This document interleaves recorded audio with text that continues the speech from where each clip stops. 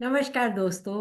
आज फिर हम नक्षत्र की क्लास में अपना अगला नक्षत्र जो केतु का ही है और दूसरे तृतीयांश का पहला नक्षत्र है, यानी मघा नक्षत्र की बात करेंगे।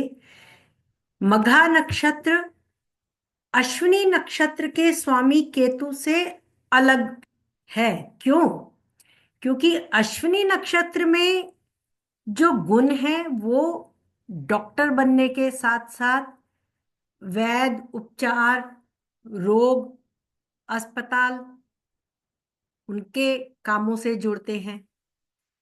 और अश्विनी नक्षत्र कालपुरुष के पहली राशि मेष का है।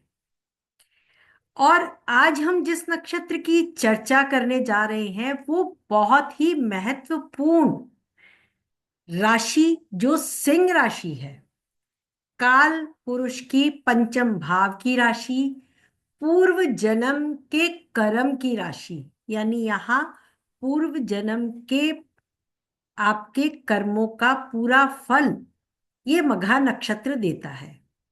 सिंह राशि है जिसके स्वामी सूर्य हैं, जो सत्ता के कारक हैं, शासक हैं, ग्रहों के राजा हैं। तो ये राजसिक वैभव ये राशि देती है। केतु जिसे कहते हैं कि ये मोक्ष की ओर ले जाने वाला है, काटने वाला है, डिटैचमेंट वाला है। अब केतु है सिंह राशि का, तो एक बार तो आपकी पताका फैलेगी ही फैलेगी, यानी ऊंचाई पे आपको ये नक्षत्र पहुंचाएगा। आज मैं आपको मघा के कुछ ऐसे रहस्य बताने जा रही हूं कि आप चौंक जाएंगे। और एक ऐसी कुंडली जो बहुत जानी पहचानी है, लेकिन केतु के नक्षत्र का फल, केतु सिंह राशि में बैठे ग्रह का फल किस प्रकार कैसे आपको मिलता है, कितना अच्छा, कितना ऊंचा, कितना वैभव देता है, आइए आज इन सब बातों के बारे में आगे जानते हैं अपनी क्लास में। अब आप देखिए, मघा नक्षत्र जो है, इसका सिंबल अगर आप देखें तो एक राजसिक जो अच्छा शासन करता हुआ एक राजा, वैभव, ऐश्वर्यशाली, हाथ में गिलास कप या जो भी कह दे, कि यहाँ पे सिंह राशि का स्वामी सिंहासन पर विराजमान है। और इसका एक सिंबल जो है वो एक हंसीय या दराती जैसे होती है, उसके समान है, जो काटता है, जो केतु को रिप्रेजेंट करता है। यानी सिंह और केतु के यहाँ गुण आपको बहुत अधिक देखने को मिलेंगे। अब मघा नक्षत्र जो है वो 0 डिग्री से 13 डिग्री 20 मिनट तक सारे 4 चरण सिंह राशि में जाते हैं। दूसरे तृतीयांश का पहला नक्षत्र गंडमूल का नक्षत्र है। जैसे हमने अश्विनी का चला था, उसके नवांश चले थे, इसके भी सभी नवांश उसी हिसाब से मघा से आरंभ होंगे। डिग्रीज भी ऐसे ही आरंभ होगी और नक्षत्र की सीरीज भी ऐसे ही सराहत होगी, क्योंकि ये दूसरे तृतीयांश का पहला नक्षत्र है।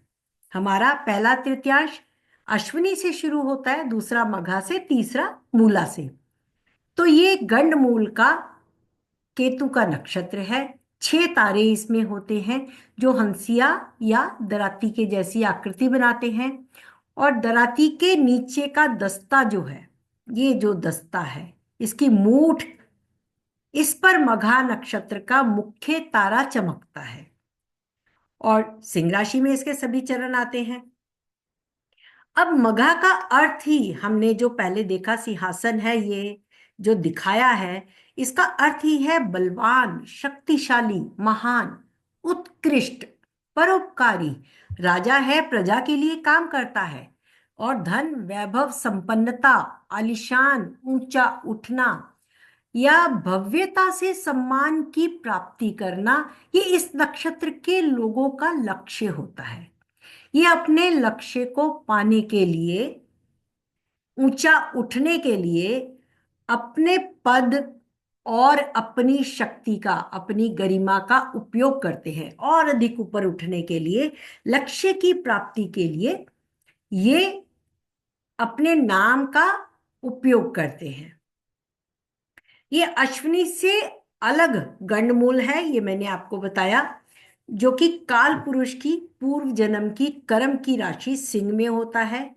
पूर्व पुण्य कर्म को इस जन्म में काटता है व्यक्ति, क्योंकि ये पिता के पिता का भावत भावम राशि है। पंचम भाव नवम का नवम है, तो ये पितरों को भी बताता है। तो आपको अपने पितरों का, पूर्व पुण्य कर्मों का, उन सब का पूर्व पुण्य फल का शुभ या अशुभ फल व्यक्ति अपने पिछले जन्म के कर्म के द्वारा इस जन्म में पाता है। ये व्यक्ति को जीवन में एक बार उच्च पद अवश्य दिलाता है।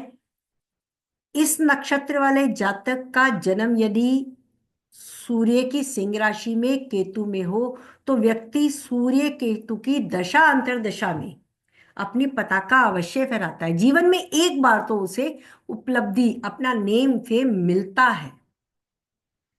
शुभ कार्य व्यक्ति को स्वास्थ्य, सम्मान, यश, कीर्ति प्रदान करते हैं। व्यक्ति सत्ता का सुख भोगता है या राजा के समान जीवन जीता है। सिंह राशि जो है वो, जिसके राजा सूर्य हैं, ये आत्मा के भी कारक है। आत्मा सूर्य से देखी जाती है।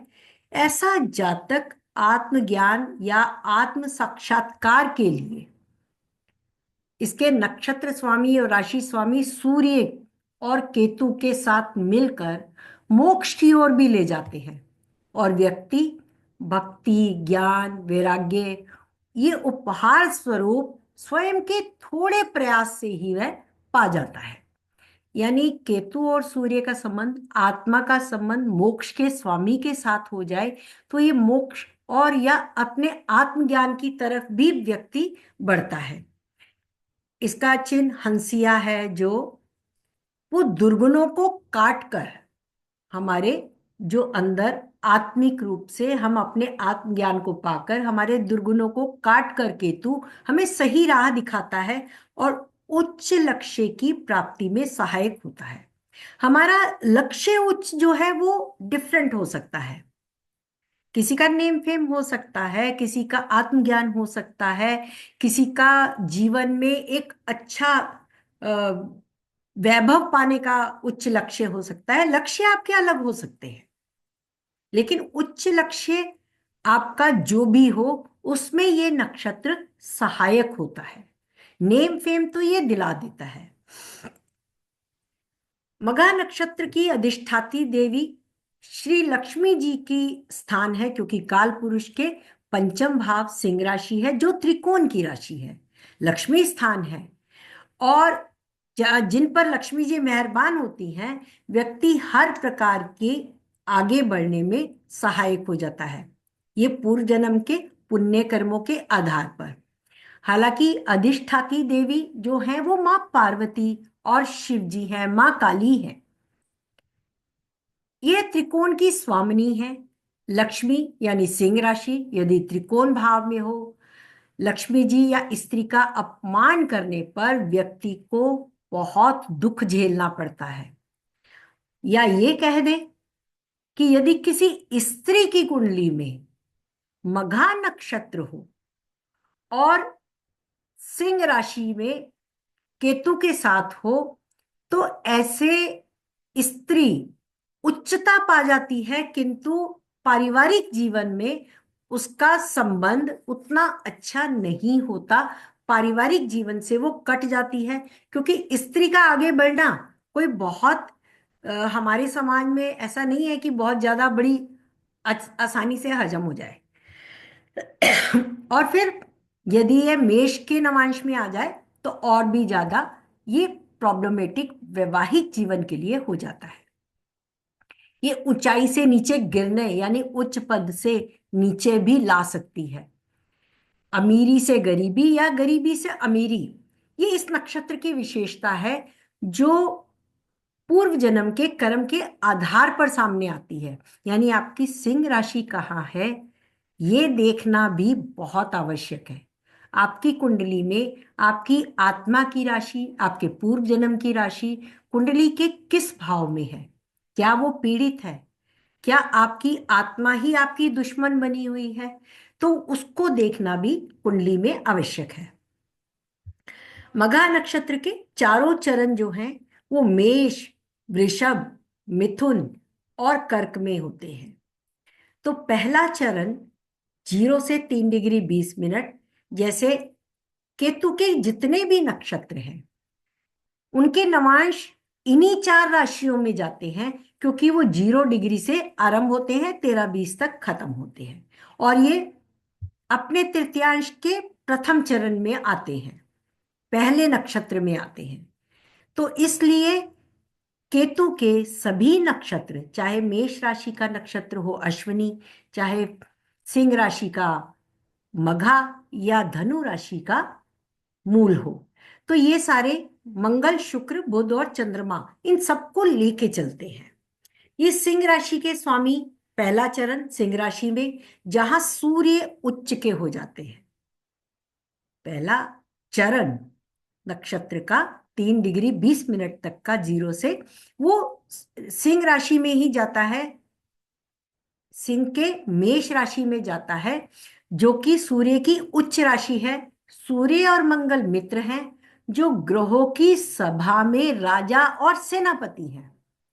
इसलिए ऐसे व्यक्ति दृढ़ निश्चयी, पराक्रमी, नेतृत्व करने वाले, दूसरों को आगे बढ़ाकर आगे चलने वाले, परोपकारी, उच्च पदाधिकारी, राजा के समान वैभव और नेतृत्व की शक्ति, दूसरों को पराजित कर गौरवशाली वैभवपूर्ण जीवन जीने वाले होते हैं। ऐसे लोगों में ये होता है कि बाकी सब मेरी प्रजा है, सूर्य उच्च का है नवांश में, और सिंह राशि में केतु के नक्षत्र में अपनी ही राशि में होकर उच्च का हो जाता है नवांश में। तो ऐसा व्यक्ति उच्च स्थान को पाकर बाकियों को या तो कीट के समान मानता है यदि पीड़ा हो, यानी बाकी प्रजा, बाकी लोग, गरीब लोग या अपने से नीची जाति के लोग, वो उसे कीट मकोड़े के समान लगते हैं। या वो व्यक्ति ऐसा स्वयं को उच्च पद पाता है कि उन्हें दूसरों के परोपकार के लिए, दूसरों के उद्धार के लिए कार्य करने हैं। ये आपके नक्षत्र पर अन्य ग्रहों की पीड़ा के अनुसार इसके फल मिलते हैं, किंतु उच्चता तो अवश्य मिलती है। दूसरा चरण 3 डिग्री 20 मिनट से 6:40 तक का है। दूसरा नवांश शुक्र की वृषभ राशि में है। तो शुक्र के नवांश में होने से व्यक्ति को बहुत महत्वाकांक्षी बनाता है, क्योंकि वृषभ का प्रतीक चिन्ह बैल है। बैल जो कर्मठ है, कर्तव्यनिष्ठ है, अपनी मेहनत से दूसरों का मन जीतने वाला, परोपकारी, और अपने कार्यशैली से, अपने कार्य करने के तरीके से दूसरों का कृपा पात्र बनता है, यानी दूसरों की नजरों में आ जाता है। महत्वाकांक्षी बहुत अधिक शुक्र के नवांश में होने से शुक्र की वैभवता और सिंह राशि के स्वामी और केतु के साथ मिलकर ये आपको ऊंचाई देता है, लेकिन महत्वाकांक्षी बनाता है, यानी आगे बढ़ने की इच्छा कभी खत्म नहीं होती। आगे बढ़ने के लिए ये साम दाम दंड भेद दोनों लगा सकता है। अब आगे चलते हैं। 6:40 से 10 डिग्री तक सिंह राशि का तीसरा नवांश, तीसरा चरण, तीसरे नवांश में जो बुध की मिथुन राशि में जाता है। जातक बहुत बुद्धिमान होता है, कला और साहित्य में रुचि रखता है, बुद्धिजीवियों से संपर्क कर ज्ञान का आदान प्रदान करता है, प्राचीन कथा, साहित्य, वेद इत्यादि को जानकर जीवन की सीख लेता है। बुध के नक्षत्र हो या कर्क का नक्षत्र हो, बुध बुद्धि यदि आपकी तंत्र मंत्र में चली गई, क्योंकि साहित्यिक ज्ञान प्राप्त करके तंत्र मंत्र भी वह कर सकता है, उसमें भी जा सकता है। लेकिन ये बुद्धि अगर खराब होकर और आगे बढ़ गई, मंगल का असर हो या शनि का असर हो, तो व्यक्ति अपनी बुद्धि का इस्तेमाल आगे बढ़ने के लिए किस प्रकार से कर सकता है, उसकी कोई था नहीं है। क्योंकि ये राशि उच्चता देती है, उच्चता के लिए जाने का प्रयास देती है, हमेशा आगे बढ़ने के लिए प्रेरित करती है। तो इस चरण में बुध के, और क्योंकि सूर्य और बुध मिलकर या बुध आदित्य योग भी बनाते हैं, और सिंह राशि का स्वामी भी यहां आ जाए या कोई भी नक्षत्र आ जाए, बुध बुद्धि से संबंध रख के आपकी बुद्धि को कहाँ ले जाएगा, इसके लिए कुंडली में आपको नवांश देखना अति आवश्यक है। कौन सा ग्रह मिथुन के नवांश में है। चौथा चरण 10 डिग्री से 13 डिग्री 20 मिनट का, जो चंद्रमा की कर्क राशि में। ये जातक भी धार्मिक गतिविधियों में, यज्ञ हवन अनुष्ठान आदि में रुचि रखते हैं। व्यक्ति पूर्वजों और पितरों की विधिवत उपासना कराता है, जन कल्याण के लिए, आश्रितों के कल्याण के लिए, जनहित के लिए कार्य करता है। ऐसे व्यक्ति कर्मकांडी या तांत्रिक, काला जादू या भूत प्रेत पिशाच, इनको सिद्ध करने वाले कार्य में भी रुचि रखते हैं। तांत्रिकों का तंत्र का माया जाल, आज के संदर्भ में टैरो कार्ड रीडर भी इस तरीके के कार्य करते हैं, और कुछ तांत्रिक ठग बनकर भी कार्य करते हैं।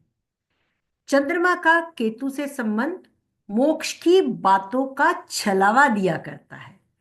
मानसिक रूप से चंद्रमा चंचल है, लुभावना है, और ये मनोचिकित्सक बनकर भी कार्य करता है।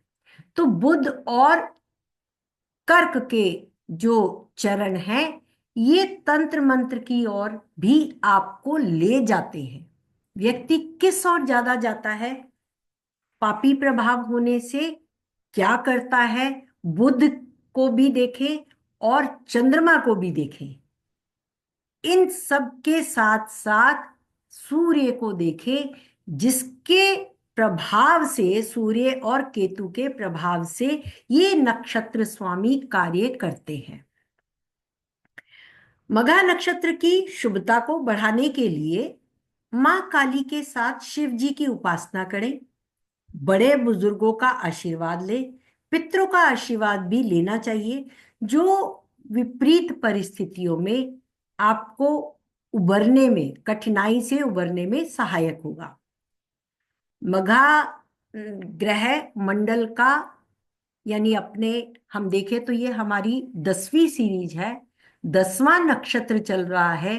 तो काल पुरुष का 10वां नक्षत्र जन्म कुंडली के 10म भाव के कारकत्वों में आपके कर्म के योग को बढ़ावा देता है, वृद्धि करता है, वैराग्य भी दे सकता है, सत्ता सुख का लोभी बना सकता है या सत्ता सुख देगा, राजसी सुख, वैभव, प्रतिष्ठा, पद प्रतिष्ठा, कर्माधिकारी बनने के विशेष गुणों को बताता है।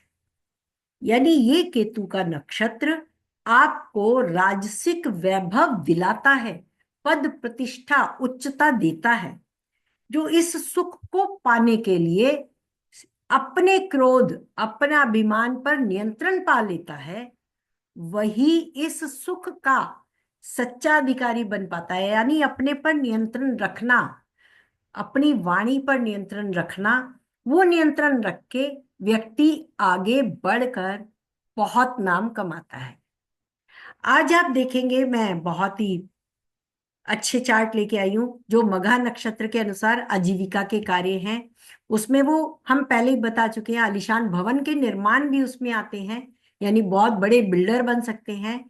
बड़े आयोजित करने वाले कार्य, शान शौकत से विवाह समारोह के करने वाले कार्य, होटल्स इत्यादि, बड़े बड़े होटल्स, उच्च पद ग्रहण करने वाले, सत्ता पाने में सत्ता पक्ष का सहयोग करने वाले, समर्थन पाने वाले, या उच्च प्रकार से प्राचीन विद्या से जुड़े लोग, जैसे अ, कई बड़े विश्वविद्यालय खोलना, पढ़ना पढ़ाना, मैनेजमेंट करना, ऐसे कार्यों में मघा नक्षत्र बहुत अच्छा है।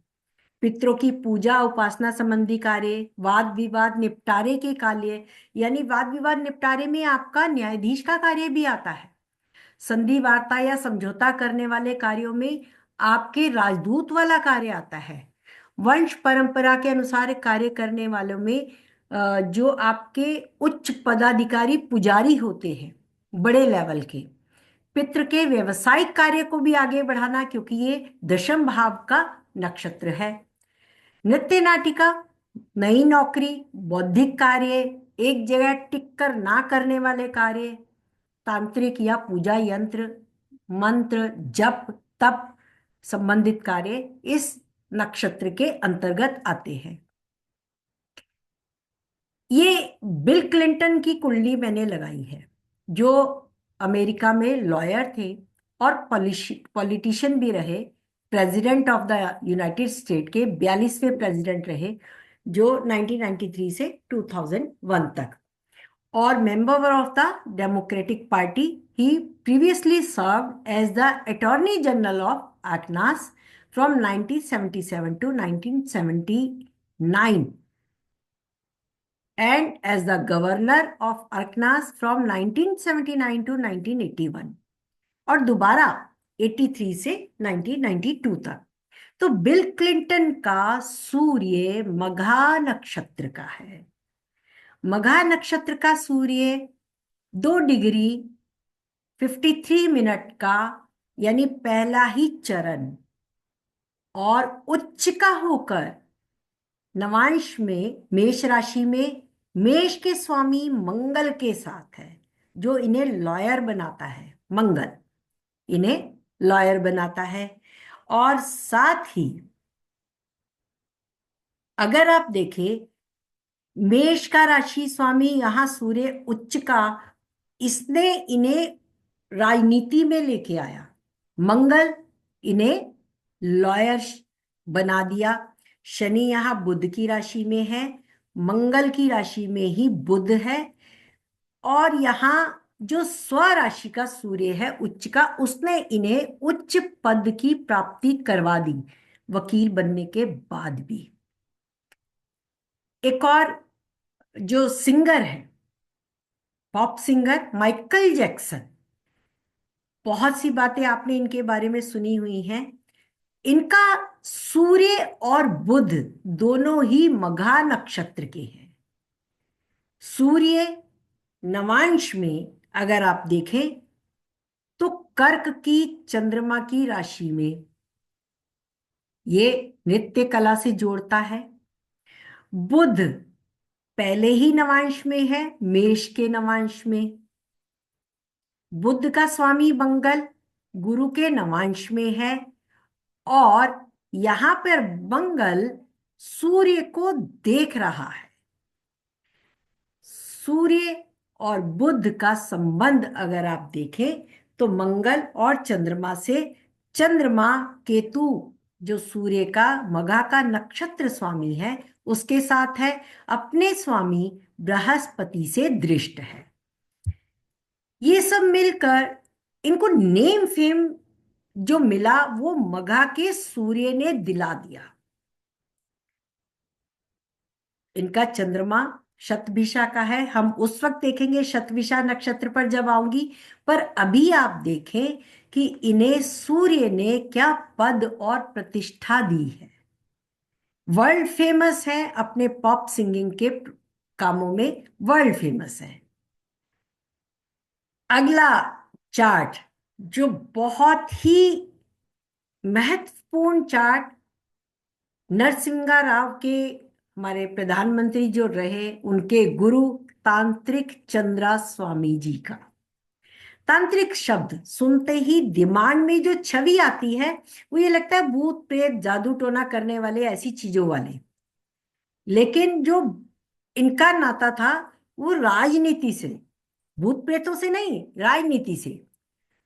हालांकि ये तांत्रिक थे, तंत्र विद्या इन्होंने सीखी, बचपन से ही इनका अध्यात्म की ओर रुझान था। और ये छोटे मोटे राजनेता नहीं, बल्कि भारत के प्रधानमंत्री और देश विदेश के राष्ट्र अध्यक्षों से इनका नाम जुड़ा।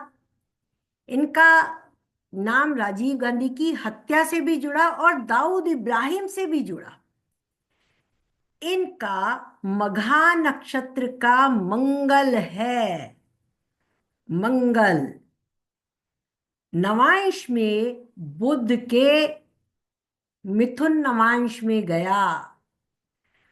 आप देखें, अब हम बुध को, तो वो शनि, उच्च के शनि के साथ, शुक्र की राशि में उच्च के शनि के साथ राजसिक वैभव, सत्ता, लोभ, तंत्र मंत्र विद्या और अपने पद का उपयोग करना आगे बढ़ने के लिए, जो इस नक्षत्र की विशेष खासियत है।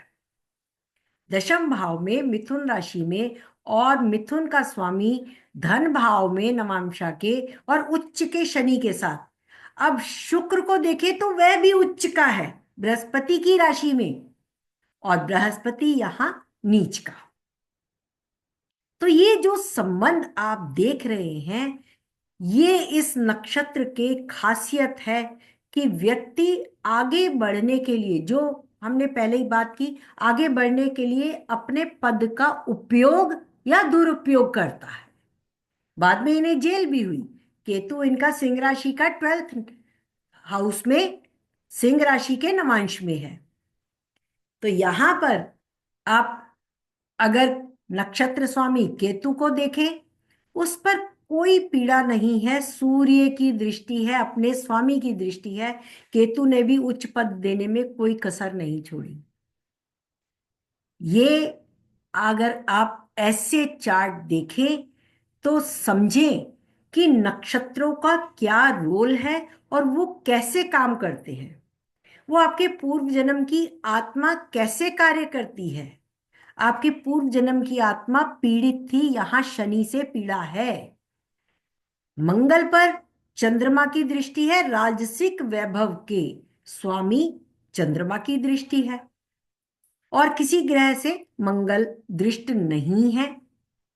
मंगल यहां त्रिश्राया लॉर्ड है, नवांश के त्रिश्राया लॉर्ड है, और मिथुन राशि में बैठे हैं, अपने शत्रु की राशि में, जहां मंगल और भी ज्यादा, मंगल का स्वभाव शत्रु राशि में बैठ के और ज्यादा उच्च हो जाता है और ज्यादा ऊर्जावान हो जाता है। तो यहाँ बुद्धि का उपयोग बहुत अधिक हुआ, तंत्र मंत्र की बुद्धि, या ये कहे राजनीति वाली बुद्धि। तो मित्रों, आज के लिए इतना ही। मैं आशा करती हूँ आपको ये नक्षत्र की सीरीज पसंद आ रही है, क्योंकि मेरे पास बहुत फोन आ रहे हैं।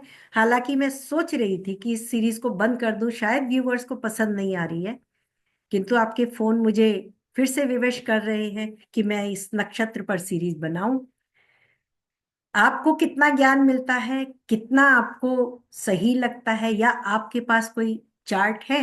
क्योंकि मैंने बोला है, इस नक्षत्र सीरीज के बाद मैं बहुत जल्द एक लाइव क्लास आपके साथ नक्षत्र की करूंगी, या जितना पढ़ा चुकी है उसके लिए अगर आप प्रश्न भेजते हैं, जिस किसी के पास है, उनकी लाइव में अगर कुछ आपको दिखता है तो आप मुझे चार्ट भेजें।